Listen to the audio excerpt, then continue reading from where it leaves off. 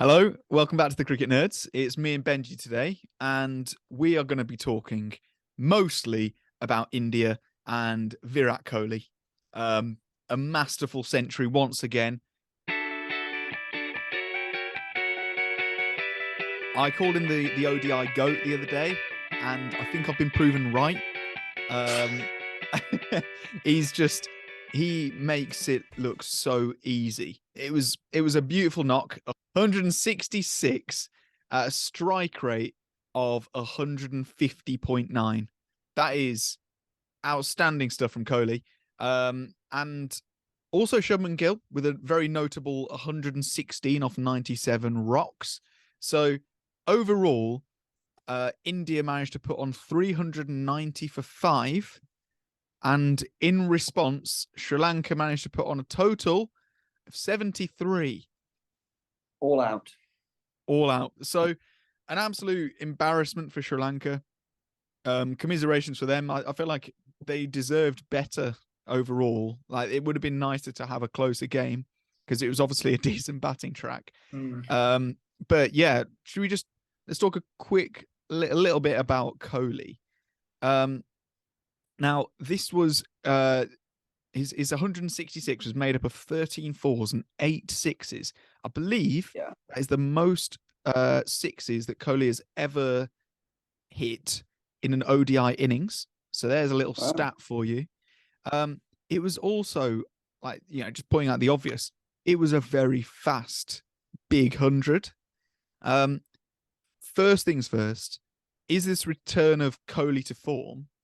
And my second question to you is, will this mean that Kohli is going to score big daddy hundreds in the Border Gavaskar Trophy, the one that decides who gets into the World Test Championship final against Australia? Wow, so many questions. I mean, it's always good to see Kohli come back into a return to form. If not anything, we get loads of views because of it. But it is entertaining seeing someone of his caliber of player, performing at the highest level. The one thing I'm taking away from this is India look very scary coming into this ODI World Cup. So far, India, Pakistan, New Zealand, and Australia have all been performing very well in their latest ODIs.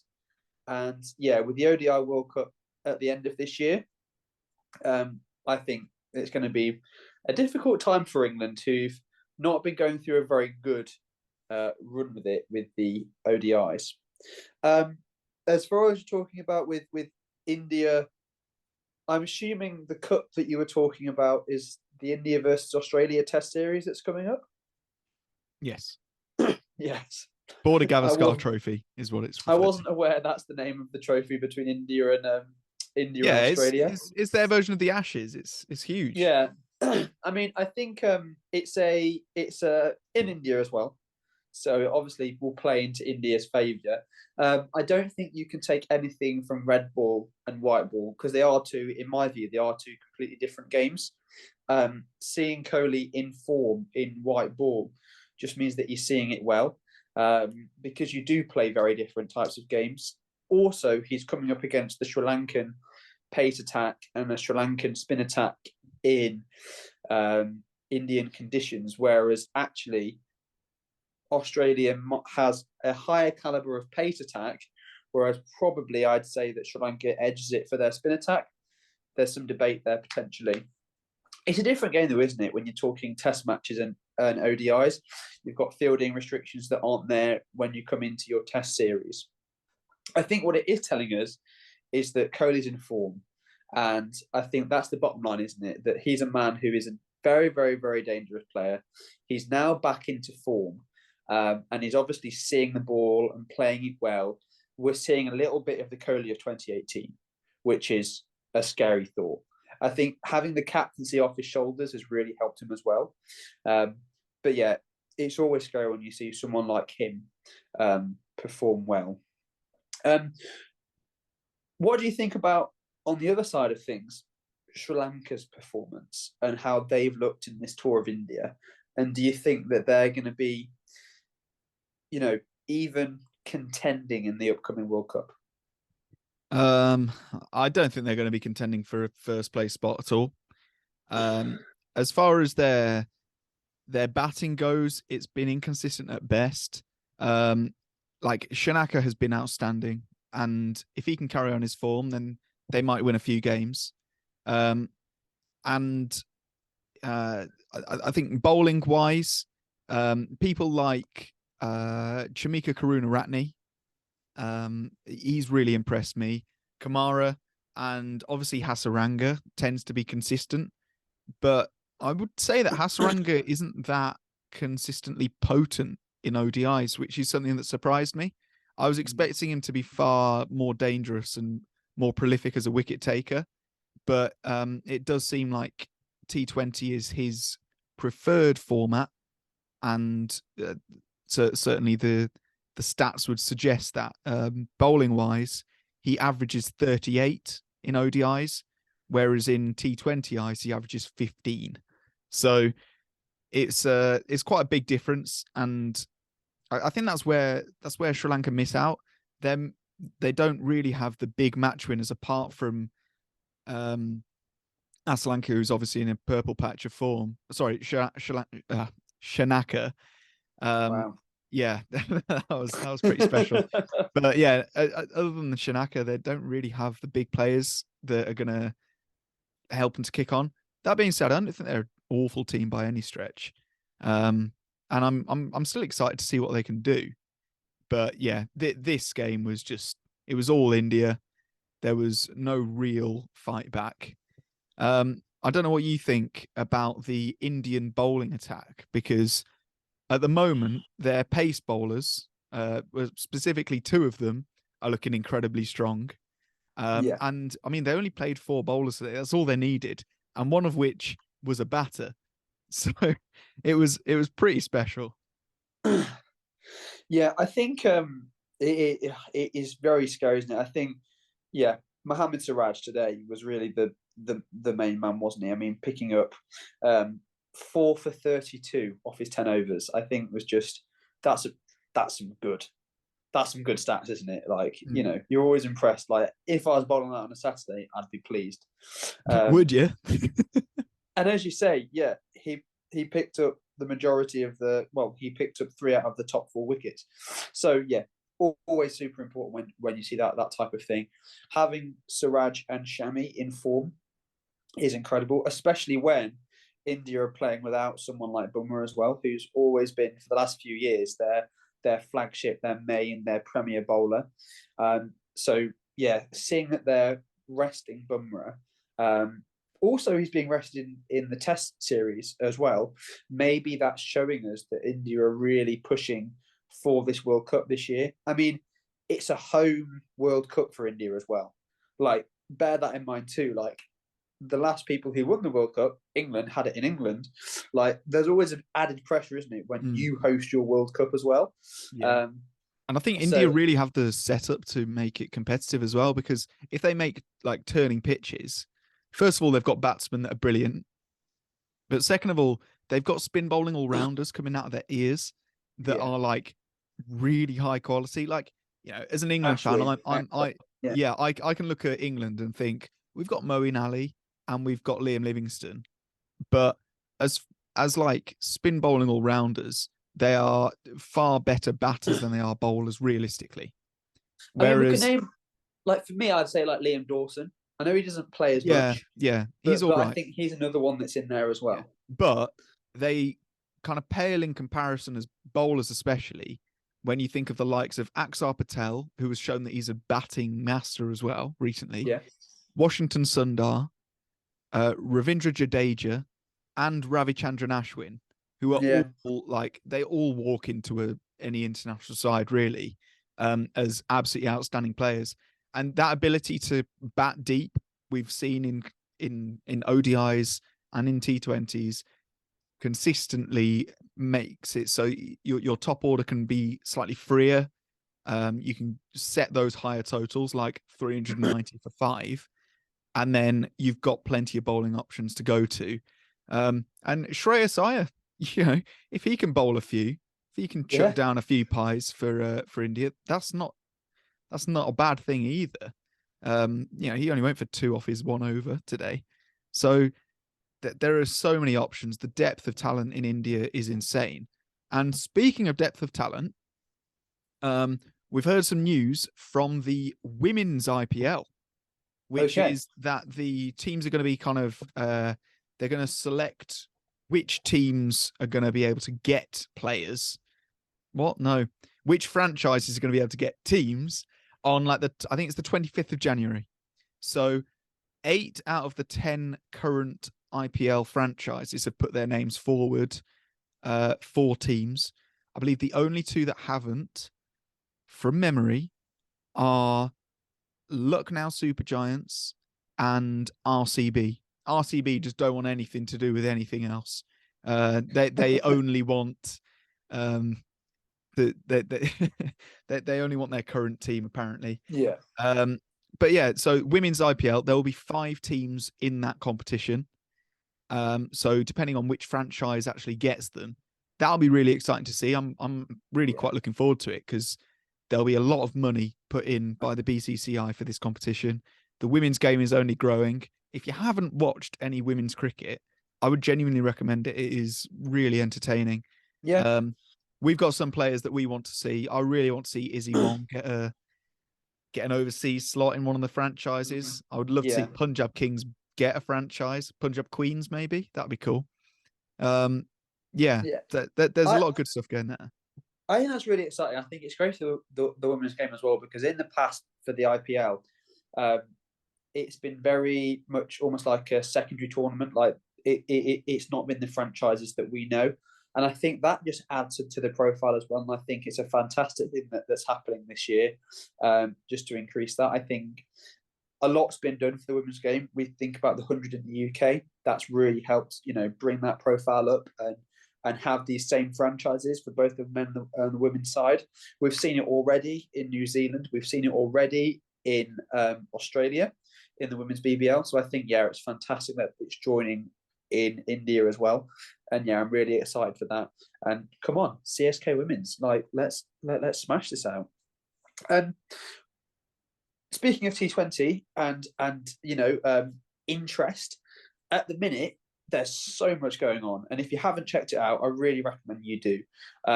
The ILT 20 League, International T20 League in the UAE, is currently happening, as well as the SA20. We've spoken a little bit about that already. As a Joburg Super Kings fan at heart, it's not been a great start to the tournament for us. Our top order seem more fragile than Mark Wood's knees, by the looks of things. But it's been a really good tournament. So it's been great to see that depth of talent. Who's impressed you so far in the SAT20? Ooh, SAT20, that's a good one. I've got to say, Dewald Brevis has been very good. He just looks like a proper talent. He plays AB de Villiers style shots, which you love to see from a guy that has been marketed as Baby AB. Somebody else that's impressed me was somebody that bowled Dewald Brevis like first or second ball the other day, and that was Kyle Mayers, who opening the bowling bowled a slow, but it swung an absolute mile in swinging Yorker, and it just cleaned him up. And Kyle Mayers has been batting brilliantly.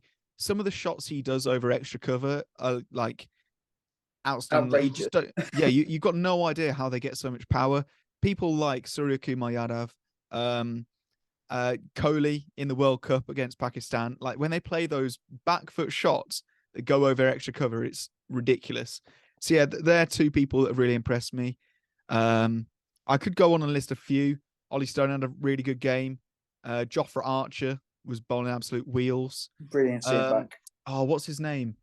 Donovan Ferreira.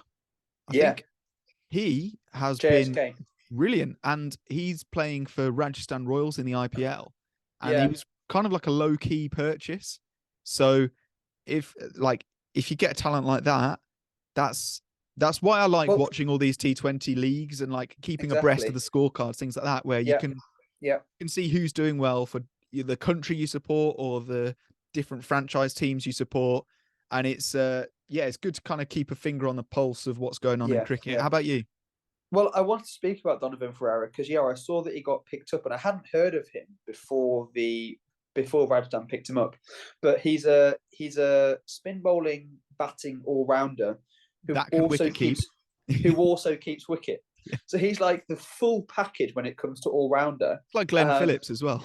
Exactly, yeah. He came in at number 6 in the first game when the top 4 of JSK had been absolutely skittled, as it seemed to happen every day. And he put on a 150-run partnership pretty much with Faf du Plessis. He hit 72, I think it was, off like 30-odd balls. He plays one game, and that's big. Sadly, since then, he's not really pulled off the same amount for JSK. He keeps getting out in single digits, but you can just see the talent that he's got that on his day is really good. And I want to talk about Heinrich Klaassen, who has been picked up by Durban Supergiants, and today hit a 50, striking at 263. We saw in the auction that he got picked up by Sunrisers Hyderabad. I think he could be a really good purchase for them. In other news, in the world, I've been really enjoying the ILT. What I've been enjoying about that is that there's 9 overseas players per team, and for the first time we've seen Indians overseas. I think in a tournament. So Robin Utpa's been playing, and look really good for his 43 for Mumbai Indians Emirates. But yeah, I've got it on now, and it's good to see some of the. For me anyway, some of the English guys who maybe don't get a chance in the men's first team, having a go. Rahan Ahmed today was bowling and also opening the batting for the, I think it was the Gulf Giants. But yeah, check it out if you can watch it in your country. They're both really good, and yeah, it's getting me excited for the return of the IPL as well. Brilliant. So we're going to move on to some Cricket Nerds questions because we've got some from a few days ago that we completely missed, which is unlike us. So if you want to send us a Cricket Nerds question, leave it in the comments with the hashtag CNQ. Now we've got 3, and they are from an absolute legend of the game, and it is CNQ, obviously, from PD. And he says, what do you think about the Pakistan Test team overall? So very broad strokes, good, bad, and some highlights, I guess. So for me, I think Pakistan have got a team with potential, with a lot of inexperienced players, and I think they haven't quite found their ideal composition yet. I think their ideal 11 does include both Rizwan and Sarfaraz Ahmed. Sarfaraz Ahmed being probably a better batter, but Rizwan being a better keeper. And yeah, but I do think they've got a lot of thinking to do. What about you? It's hard. I don't think they've kind of found their balance. I think what they're really missing is and I mean, they have it a little bit in Mohamed Nawaz, but like a true out-and-out batting all-rounder. Because I think at the minute they're sort of fudging someone to come in at sort of number 7, or we need someone to bat sort of 6, 7.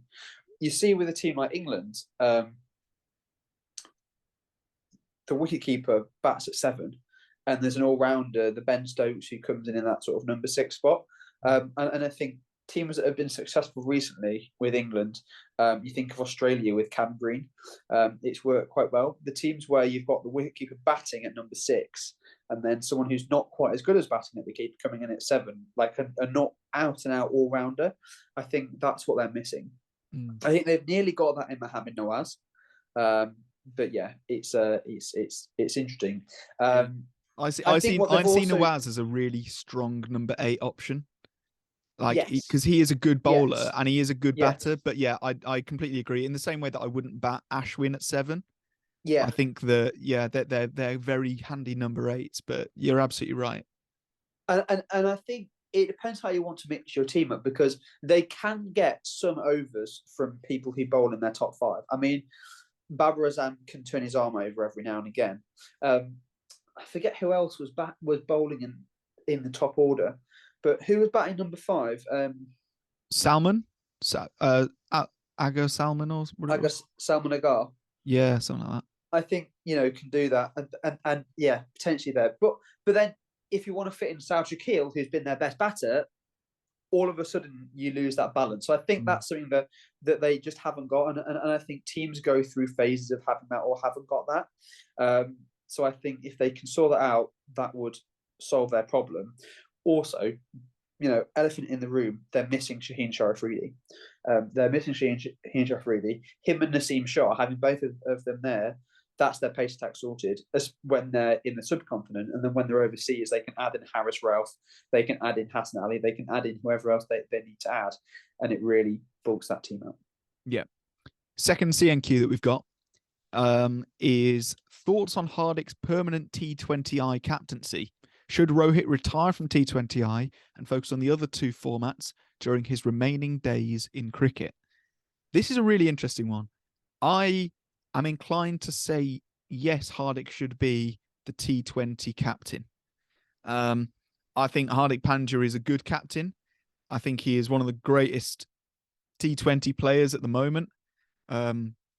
His ability to win matches with bat and ball, and I'm hyping this up because I know it's exactly what Zach would be saying if he was here right now. Hardik Pandya is outstanding, and yeah, he's proven that he can be a good captain. So I'm inclined to say yes, I would put Hardik as the captain of the T20 team, but I would find it weird to have a different captain for T20 than ODI, and I think Rohit Sharma is still one of the better ODI batters in the world.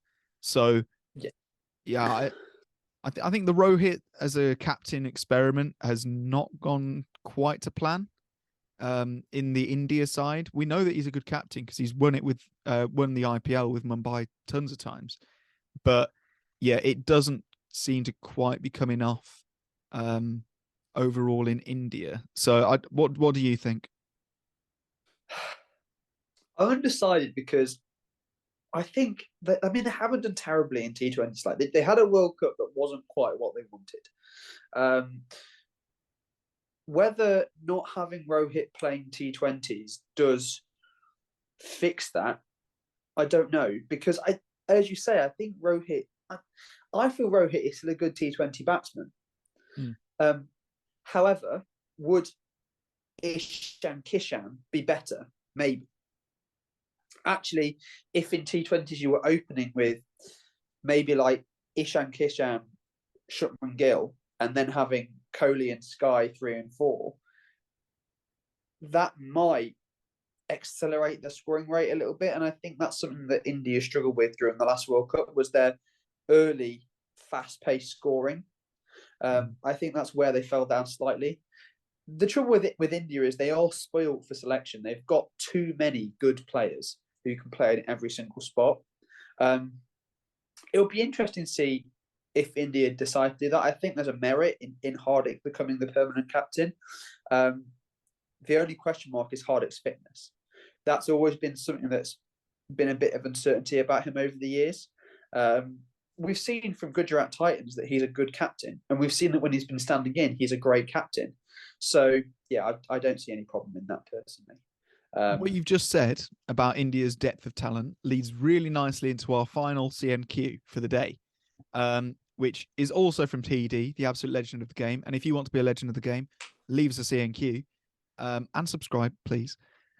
He said, how many matches do you reckon, as a captain, debutants and inexperienced ones should get without chopping and changing the team too much? In other words, for how many matches can you tolerate a player before he or she proves their worth? I can say this one. Ooh. Go on. Depends if your name's Zach Crawley or not. Okay. If your name is Zach Crawley, you will be tolerated a very long time before proving your worth. Arguably, still hasn't proved his worth. I mean, I like Crawley. I've always liked Crawley. I think he'll be a great white ball 50 over player. if he gets the chance. But he's come under a lot of hay, hasn't he, recently for how he's been. It really, again, it depends, because you can't just never trust your new younger players, because if you do that, you'll never have a succession plan, and you'll be left in a similar place to the West Indies now, where they, haven't really got enough players, and they haven't really done enough to have that succession plan. Like they haven't had a good development. Development or captain. They've not really had a captain since Karen Pollard. Nick Purran experiment went horrendously. So yeah, I think it's a real mix. I think it's why, for me, I really enjoy seeing the lines for England and the A and the second team internationals. I think they're really important because they allow you to get a feel for a player before throwing them into the deep ends. In the same breath, I think we can turn this around, PD, and say, how many games can we give an experienced old hat player just because we know that they are class? If they're in a run of bad form, how long do we give them? We saw the same thing with Kohli. Like when he went through a period of really, really poor form, he's come out of that now, but he was trusted. And because he's made a bit of a name for himself, I mean, I say a bit of a name for himself, that's a big understatement. A few people know him, I think. But yeah, I don't know. I think it's an interesting question. I think it's always something that is difficult for selectors, and I don't think there's a right answer to it unless you feel different. Yeah, but out and out 5 games. No, I don't know. I think it completely depends on context. Depends on the amount of glimmers of hope that you see in them. Because there are some people that you watch and you think, wow, they've got like a lot of talent. Visibly you can see a ton of talent in them. Like Shubman Gill. If Shubman Gill had a little run of poor form in test matches, for example, I would be inclined to give him quite a bit of, like, I'd probably give him like 5 or 6 games, just because you can see the talent there. Somebody like Sarfaraz Khan, who really should be in the India squad, I would give a decent go for, because he's obviously got the talent. Somebody like just throw a name out there, Odie and Smith, who batting wise doesn't look that refined yet. I would be more inclined to drop sooner, because it's kind of like, well, give him some more time to develop. Whereas people that already look like they're kind of at the standard, I think they're the ones that you give a longer time to. So it's purely on a judgment thing. It's a very objective thing, but that's where I'd go with it. So with that, we're going to stop. We're going to end the podcast. We're going to go about our lives, but not until you guys hit the subscribe button. Please just hit it now. You got to help us out. We're on that road to 1,000. We're going to change the logo at 1,000, right? We're going to have a little rebrand at 1,000. So if you want to see that, if you want to see what we've got in store, you got to subscribe, help us get there. At the moment, I believe we're at 845 now, because you just subscribed. But we need to we need to get to 1,000 so that we can show you all the cool stuff that we're going to be doing. So thank you so much. You can follow our social medias at Cricket Nerds Pod or the Cricket Nerds on TikTok, I think. You can also listen to our podcast. It's all in the link tree down below in the description. And thank you so much for watching. Please tell your friends about us, and goodbye.